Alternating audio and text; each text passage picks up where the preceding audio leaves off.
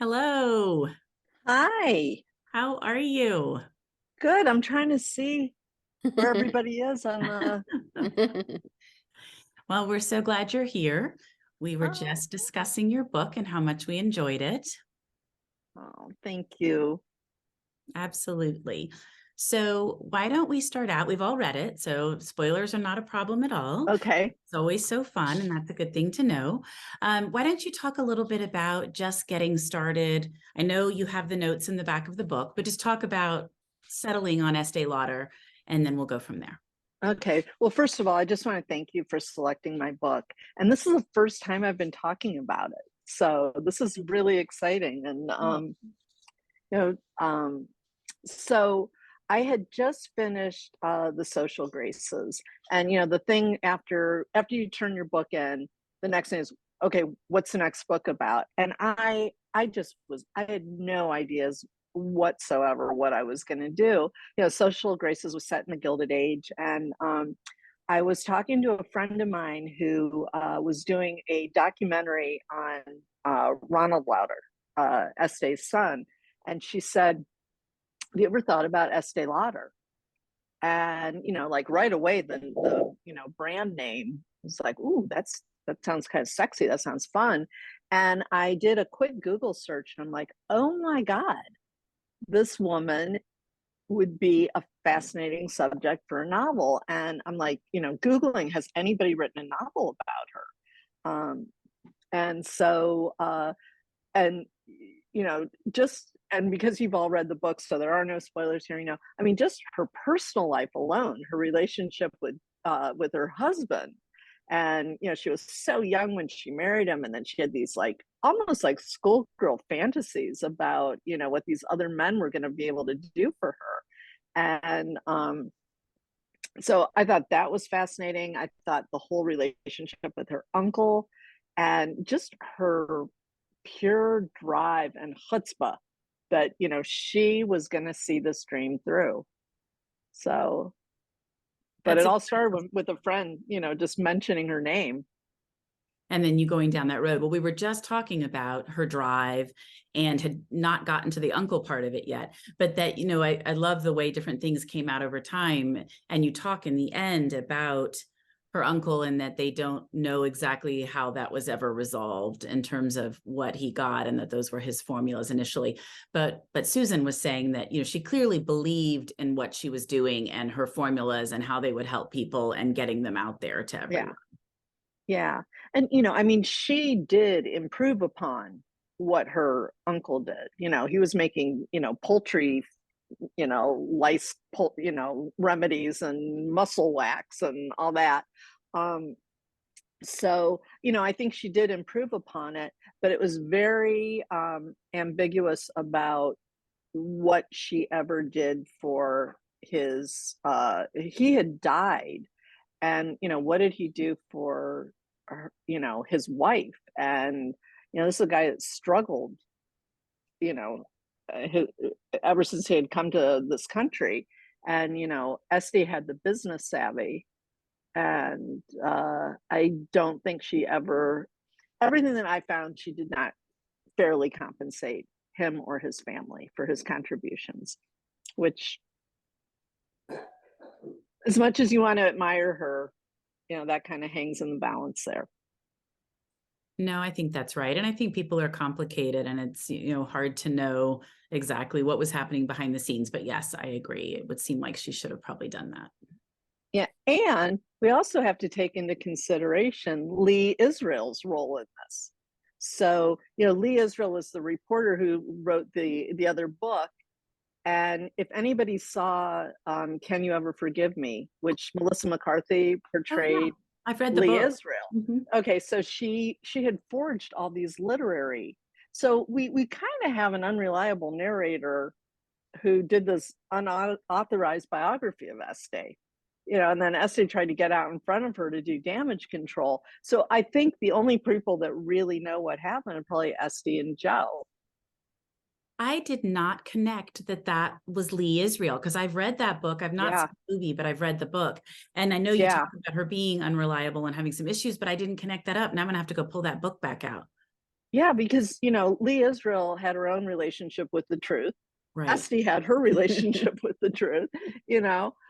So it's interesting that, and I tried to always get sources, obviously, on anything that was less than, flattering on Estee. And, you know, a lot of what Lee Israel said was, you know, corroborated. It was backed up. Um, but it does make you wonder, I'm trying to was she find just, that. Sorry. no, go on, go on. I was trying to find that quote you had about, oh yeah, your grandfather used to say there are three sides to every story, yours, mine, and the truth. Yeah. I like So, that. I thought that really held here. Well, I know we had some questions. Megan, did you want to start with yours? Sure. Hi, Renee. Thanks for hi, being here with Megan. us. Loved the book. And funny enough, once I started reading it, I went down a Google rabbit hole because I didn't know anything about Estee Lauder before the book. So super interesting to read about her life. I was just curious about the choice to have Gloria be the main character as opposed to Estee. Just wondering if you thought maybe there wasn't as much information as you would have liked to have her be the main character, or I know we were talking before and some people here were saying that maybe it was best to kind of see her from her friend's perspective. So that was an interesting take too. So just Yeah, wondering kind of where the choice came yeah. from for that. That is a really great question, and I have kind of a two-pronged answer. In a lot of my books, I will introduce a fictional character because so much had already been written about Estee and known about her. And I always feel if I'm going to take on a subject, if you can look up a Wikipedia article and get the story, there's no point in me giving you a novel. And and by using a fictional narrator, which is what I did in Park Avenue Summer, I'm able to explore other themes and kind of come from a different vantage point. So that's part of it. The other part is that Gloria started talking to me from day one, and that never ever happens. When she said, "I cannot tell a lie," although that's not entirely true, I was like, "Who is this woman?" And she just, I was like, it was like a Ouija board, and she was just telling me this story. Each book is so different, and this one just kind of poured out, and she wanted to talk. I sound like a crazy person. I have these voices in my head, but she just took hold of the story, and I decided to follow her. I was really sort of intrigued by her. I didn't know where she was going. So I don't know if that fully answers the question, but uh, part of it was just gut feeling, and part of it was just my personal belief that I wanted to bring something different, to the story than what was already out there. It does. Thank you. Jada, you had a question as well, didn't you? Yes, about Gloria and about her role and how you came up with her. Did you base her on any sort of historical person that you found in your research, or was she just kind of bits and pieces that you took from a lot of different people? So Gloria, like I said, she really did come on the page like, fully formed, which honestly I never ever happens. That said, though, there's probably more of me in Gloria than there's more of me in this book than in anything that I've written on the historical front. And like I suffered with vertigo just like Gloria. um uh Lots of little nuances about her that, like, people in my family that have read her are like, oh my god, you put that in there, you put that in there. So there's little like nuggets there, but she was pretty much her own person other than a little bit of texture here and there. And I keep myself out of my books for the most part, but for some reason some of these little things just wanted to land on the page, and I've learned to sort of trust that, and to, whatever falls out of me that day, just, you know go with it for a bit. How about her family and the scandal with her family? Was that based on anything, or that was, so unique and really interesting? I just wondered, was there anything you based that on, or? You Well, what I when I was first thinking of this idea, I was brainstorming with I think it was Erica Roebuck. If you guys know Erica's work, she's a great writer, and she said, your narrator needs to have a secret of her own. Like Este's got her secrets, but I think wouldn't it be cool if your narrator had secrets? And I'm thinking, ooh. And I just started thinking of family scandals. And I've been so kind of fascinated by the Bernie Madoff, you know, just, horrified that somebody could do that. And so that was sort of the germ of that idea. And that Gloria's kind of been compared, somebody compared her to Alexis on Schitt's Creek, if anybody saw that. She was just, she was so helpless in the beginning, and once she stripped all of her money and her privilege away, she didn't know how to take care of herself. So I've gone off on a tangent, so I'm sorry. No, that's interesting because we talked a while about Gloria and her family and how distinctive the last name was and why she hid and kept the secret for so long. So, I mean, we're all really interested in that.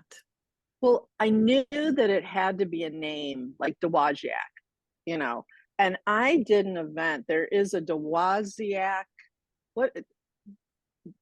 Dowagiac, Michigan. And I could not pronounce the name. I was calling it Dognasia. I'm like, we're going up to Dognasia. I could, for the life of me, I could not pronounce this name. And it's this charming little town. And I knew that Gloria needed one of those names that, you could only be associated, like if you were a Rockefeller, if you were a Vanderbilt, if your last name was Streisand, So that was sort of thing. And I thought, oh, Dowagiac. So it's Dowagiac is the town. She's Dowagiac. So. Well, who else has questions? I think we had a couple of others. Does anyone else have a question? Karen? I was curious how you decided to focus more on her beginnings until she got into Saks, because I imagine there's a large chunk of the story that you were interested in too. And so how did you decide to break it off then? Got another really good question. So, her first big milestone was getting that first account at Saks Fifth Avenue. That if she was in Saks, she was going to be a legitimate player on the cosmetic scene. And I started looking at it because she did so much. I mean, Youth Do came after that, Clinique, Aramis, all the other lines.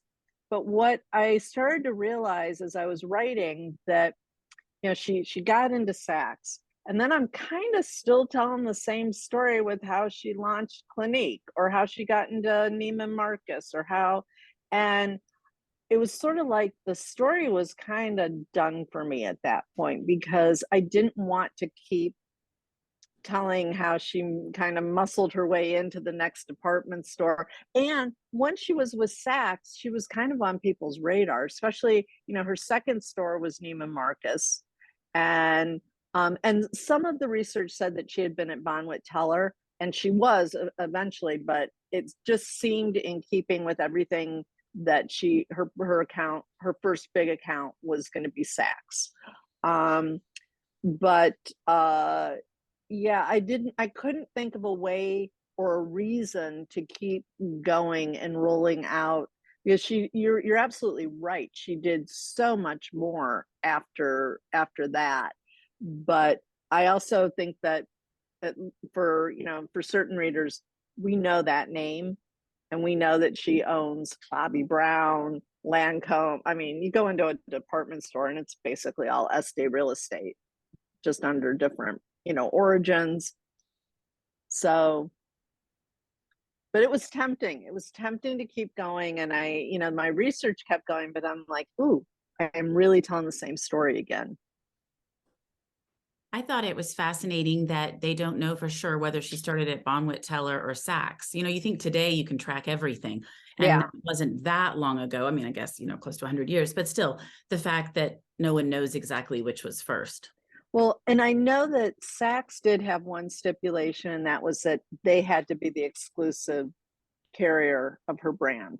So she had to close up her beauty salon, which, and she had quite a few of those cooking. And if she was at Bonwit, she would have had to have forfeited. And I played with that whole scenario. Like, is she going to give up Bonwits to be with that? And I thought, okay, I'm getting so complicated. I'm getting so like too much inside, what do they call it? Insider baseball inside, whatever that is.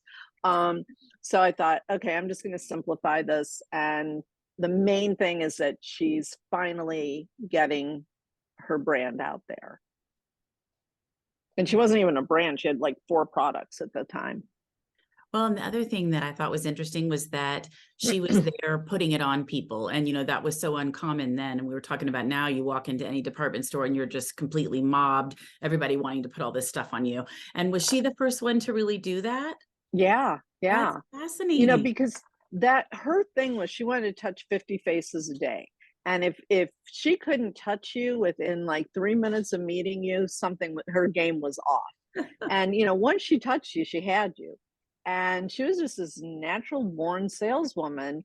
And, now, like you say, Cindy, you walk in, you get spritzed, with all the perfume. And, one of the stories that I did kind of allude to it, I think in the epilogue, is when she wanted to get youth to into the store, she actually dropped the perfume on the floor so people would smell and go, what's that fragrance? And the jury is still out on what people think about youth dew. Some people are like, oh my God, my grandmother wore that. And I have, some people love it. Some people are like, ugh. But her only way of selling was to touch people and to demonstrate and, to show them how easy her routine was and how much better they would look. And then she always gave you a little goodie, to try so that you would come back and purchase that.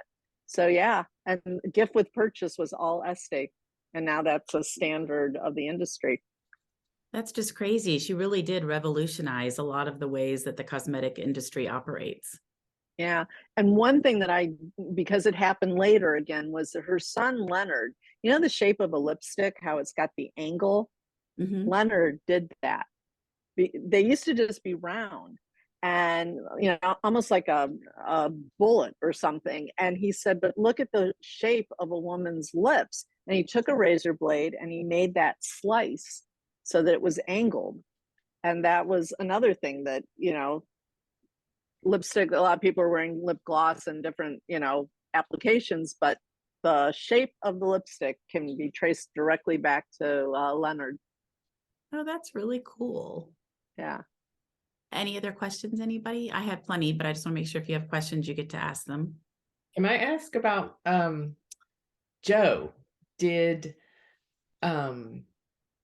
Estee tell all her past to Joe? I assume he knew everything about her, or was that not the case? No, I think that first of all, he loved her and he took a lot. I mean, she sued him for divorce on the grounds of mental cruelty. And he was a teddy bear. He was just a sweetheart. And I think she regarded him not only as her partner, her lover, her best friend. I think she would have confided in him and told him, like, I think he knew about Van. I think he knew about these other guys. And I think he just believed in the strength of what he had with her and in their relationship, that, he was just biding his time and waiting until she came to her senses. And, I was getting frustrated with her, like, come on, Estee, What about her past? Like, what about not being Austrian and all of that? Yes, he did. That's what you were asking about. Did he know? Yes.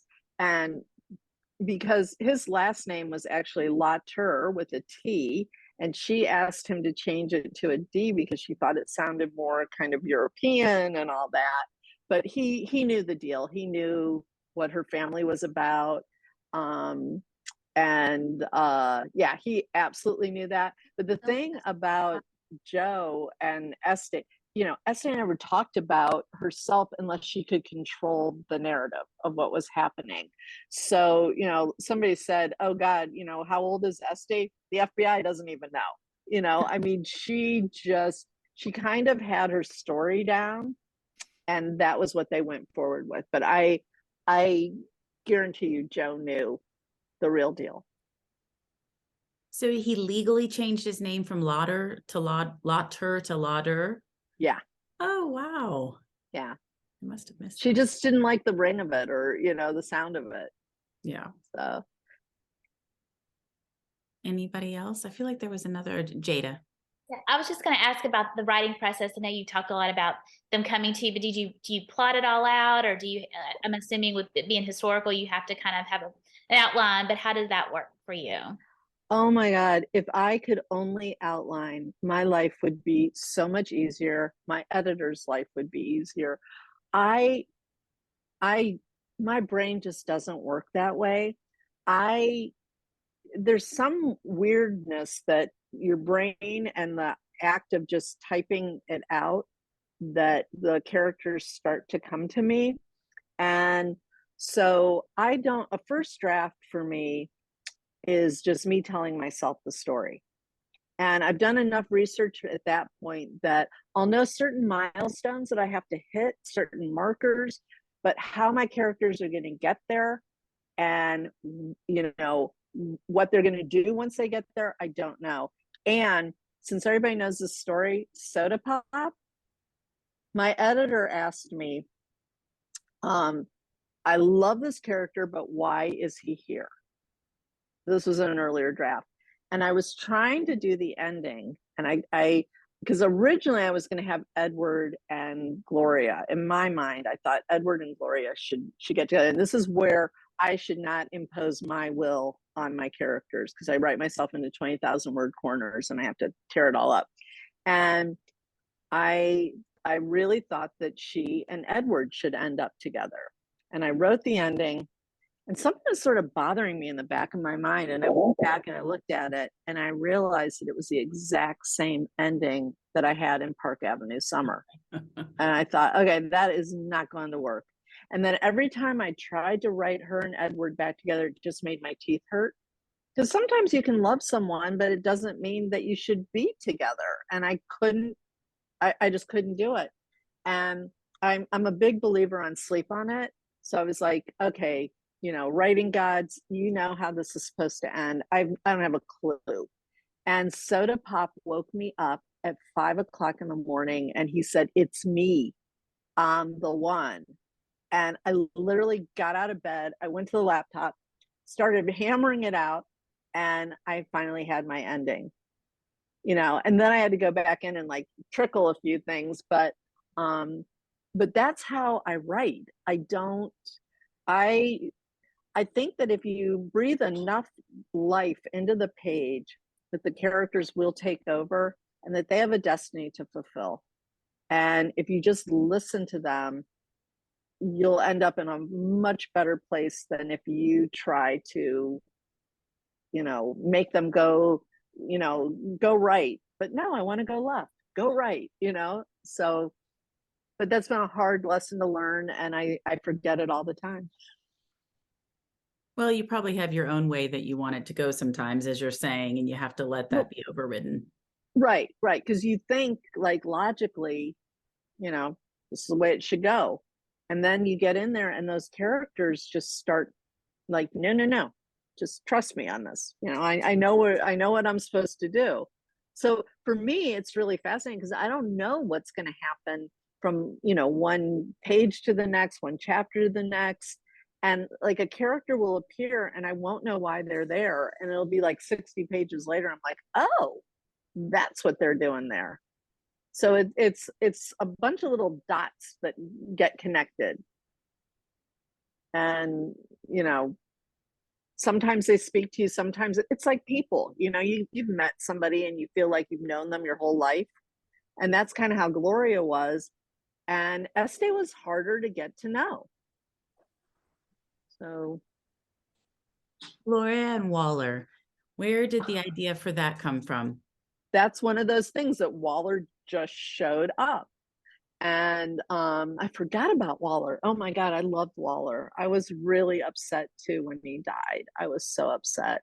And here's this like great looking guy, and I also had no idea that he was Richard and Sylvia's son. That one surprised me.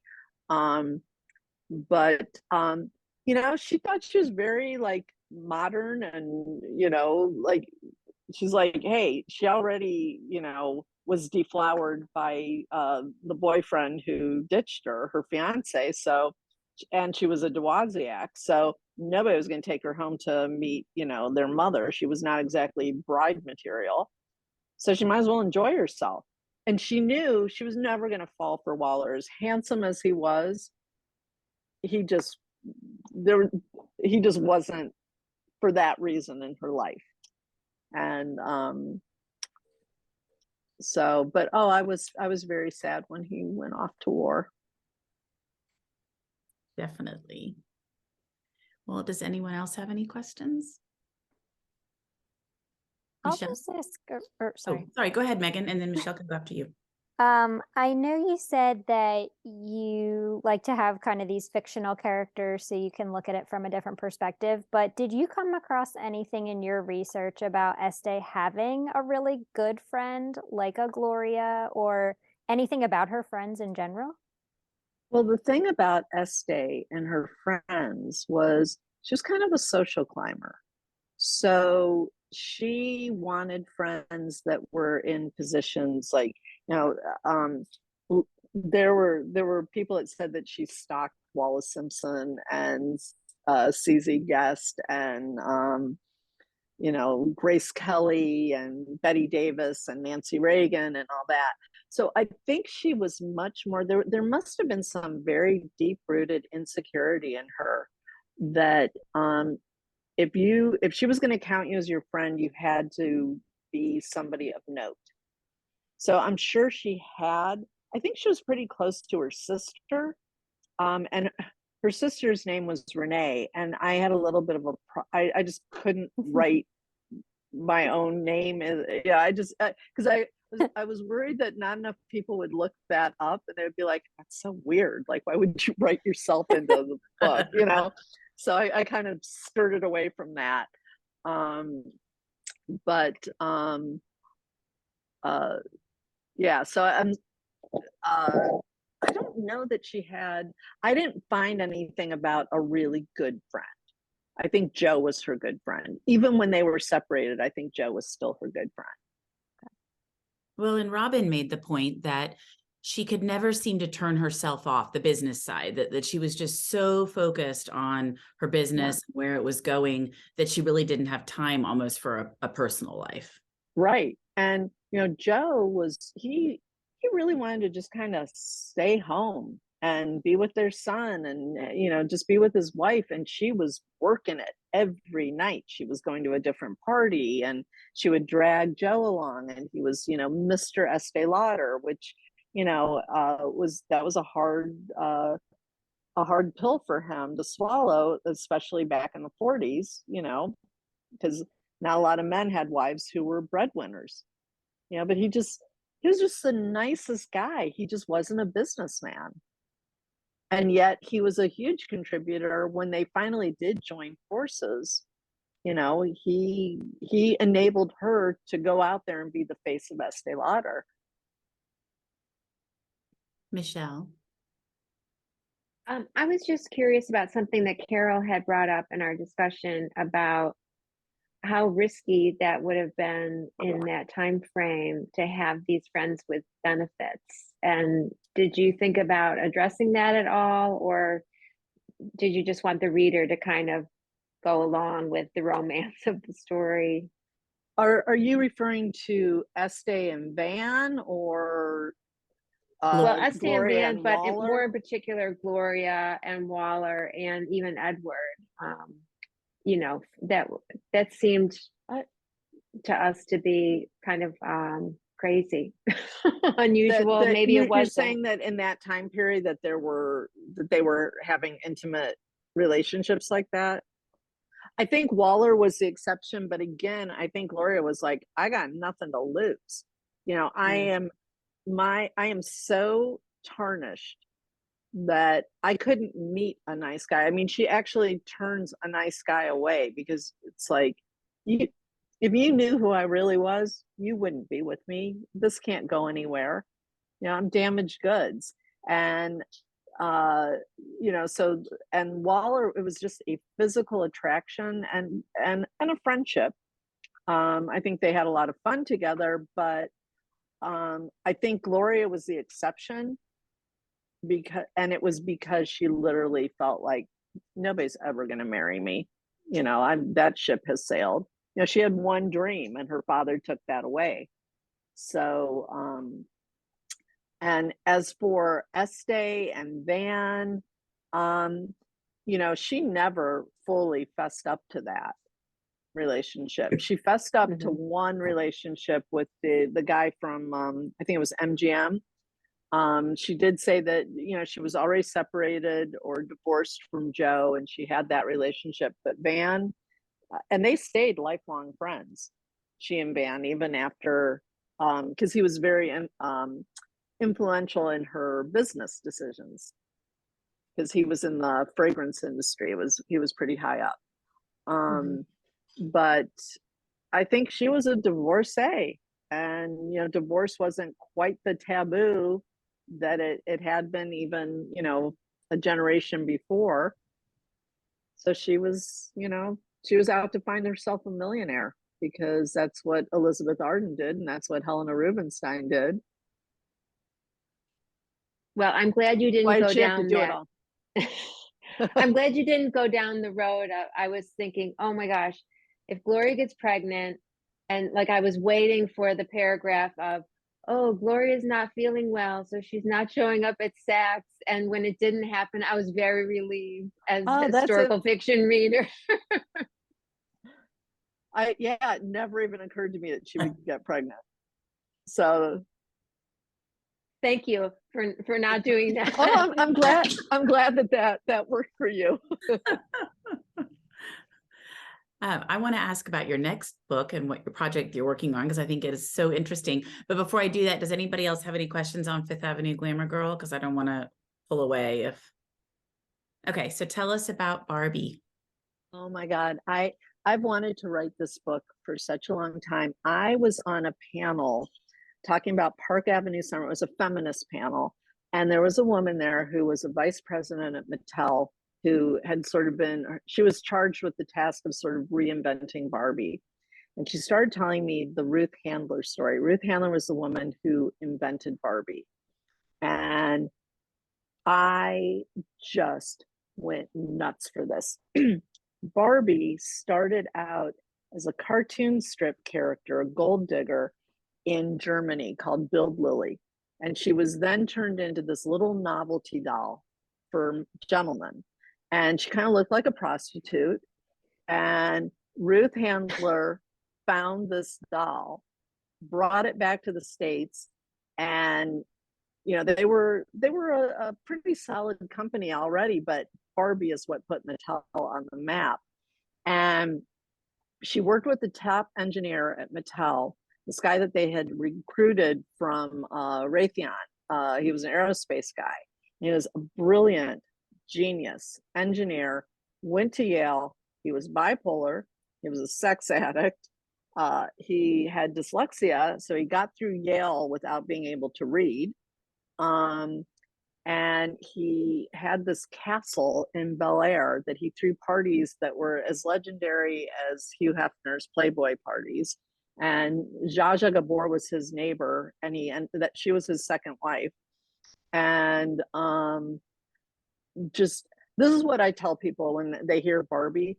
Whether you loved Barbie and played with her as a young girl, or you hated her and shaved off all of her hair in a fit of protest, This book, I promise you, has a feminist story. It will speak to the feminist in you. Ruth Handler never played with dolls when she was growing up because she thought they were silly. And the reason she invented Barbie was she saw her daughter. She had 2 children, her son, Ken, and her daughter, Barbara. Now, Ken got to play with toy soldiers and trucks, and he got to pretend that he was a big, strong man. And all her daughter had were baby dolls. So that meant that all her daughter could project when she was playing was that she was going to be a mommy or a housewife. And she wanted to empower young girls that they could be and do anything, but you cannot give a girl a doll with boobs. And it's just been fascinating, and there's a reason why Barbie's waist is as thin as it is. It was not just some impossible body image, so I just sent off a chunk of pages for my sister-in-law to read. So, but I'm super, super excited about this. It's a book that I've wanted to tell for a long, long time. It'll come out next year? Probably 2025. Okay. So I got a while. Yeah, well, that makes sense. I know it all takes a while, but as soon Yeah. as you said you were working on that, I'm like, okay, that is going to be fascinating. The research is just, I have just gone down such a rabbit hole with it. And, all the things like we were talking, I was telling John about the first Barbie commercial that they shot. She started to melt under the lights, the Barbie lights, and they had to put her on ice, and her little feet are sticking out of the ice, buckets and all. But no, it's a fascinating and Ruth. I don't want to give it all away, but it's just I'm so excited about it. Can you tell? I knew you were. Did she think it was weird that she named her like Barbie and Ken as love interests after her children who were siblings? Yeah. Yeah, they were not happy. Because now I'm curious about that. Yeah. I didn't even think about that. Yeah, Barbara especially was not happy. And if anybody called her Barbie, they were asking for it. And Ken, he was mortified. He didn't really have an opinion about it at first. And then when everybody was teasing him, like, you don't have a package and, and just the irony of this is brother and sister, and it did a number on Ken for sure. And he went by Kenneth and she went by Barbara. But and then there was the Allen doll that was Barbara's husband. And after they got divorced, Ruth decided she was going to discontinue the Allen doll. Okay, that is so entertaining. I cannot wait for your book already. And I'm sure they had no idea when she launched Barbie what it would become. I mean, it's like anything, you Yeah. don't have any idea that it's going to be this household name that every single person, as you said, you hate or love Barbie, right. Right. Yeah. And I think, she was a gambler and she was she was a tough broad. She was a really, really tough cookie. So I think she had like visions of it, but it exploded on such a level that, nobody could have anticipated that. And she bombed at first. When they first brought her out, she bombed because mothers are like, no. And all the toy buyers are like, she has breasts. You can't give a doll with breasts to children to play with. That's obscene. So, Where was that when she first got Barbie out? 1959. Wow. March 9th, 1959. And did Barbie look then like she looks now? Barbie looked exactly like Build Lily, the prostitute gold digger doll. If you saw, I went to a Barbie convention, which that's a whole experience. But I saw a Build Lily doll. If you had a Build Lily doll and a Barbie doll side by side, other than the fact that she's got like a pin curl on her forehead, they look pretty identical. But today's Barbie looks like 1959's Barbie in terms of the body. I mean, I know there's probably been hair. No, they've made so many changes. Okay. Like she moves. Her wrists move, her elbows, like she's posable now. Oh, I haven't seen a Barbie in and years. the clothes don't fit the same, because when I was doing this, I brought out all my Barbies, and I had some new outfits that I got from the conference, because every time you turn around, somebody's giving you something. And so poor Midge hasn't had shoes or a dress on in, 30 years, at least. So Midge is like, could you please dress me, and the dress just didn't fit exactly the same way because I think, I don't know if the measurements are different or something's different. Oh, that's going to be so much fun. And you can do so much with it. Like when that book is coming out. Yeah. Yeah. I know. I'm so excited. All those Barbie conferences. I didn't even know there were Barbie conferences. I didn't either. And I never knew how much Barbie paraphernalia there was. Barbie purses, Barbie coats, Barbie shoes, Barbie shoelaces, Barbie earrings. Oh, I did not know that either. Well, see, this is going to be very it's a exciting. Now we're all going to be very- paying it's a- attention. It's a very unique experience. I bet so. Well, last question. What have you read lately, or what's on your nightstand? Oh my God, I have been reading so much good stuff. Let's see.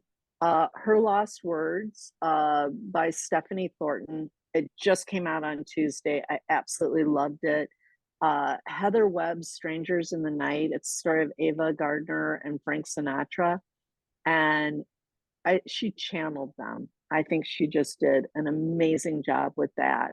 Let's see, Tomorrow and Tomorrow and Tomorrow,